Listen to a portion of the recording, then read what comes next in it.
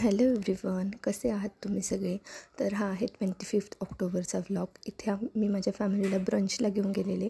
तर ब्रंचला variety of dishes available होतं, जसं की वडापाव, मेदूवडा, इडली सांबर, साबुदाणा खिचडी, पोहे, उपमा, शिरा, bread butter and so many other things. तर इथे आम्ही सगळ्यांनी आमचा ब्रंच मस्तपैकी एन्जॉय केला. भरपूर व्हरायटी ऑफ डिशेस ट्राय केली.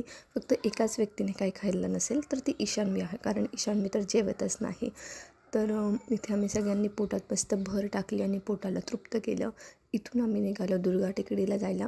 तर दुर्गा टेकडी हा पुण्यातला एक one of the famous spot आहे. घरच्यांना इथे आणलंच नव्हतं, तर म्हटलं जाऊयात. भरपूर अशी झाडी आहे इथे. भरपूर फॅमिलीज मस्तपैकी लंच घेऊन येतात, निवांत खेळतात वगैरे, लंच करतात आणि मग घरी जातात. तर इथे लेकमध्ये डक्सही होते. आम्ही ऑलरेडी ब्रंच करून आलेलो, सो आमचा प्लॅन फक्त टाईमपास करण्याचा होता.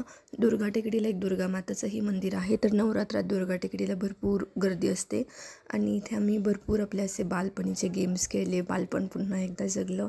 खूप मज्जा आली, खूप हसलो, खूप धमाल केली. आणि ईशान्वी हे सगळे गेम्स घेऊन खरंच खूप खुश झाली. तिचं कधीपासून होतं मम्मा खो खो खेळायचं आहे, तर इथे आम्ही फायनली खो खो खेळला.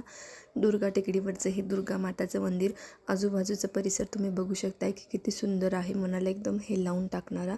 खरंच इथे खूपच प्रसन्न आणि शांत वाटतं. खूपच रिलॅक्सिंग आहे हे.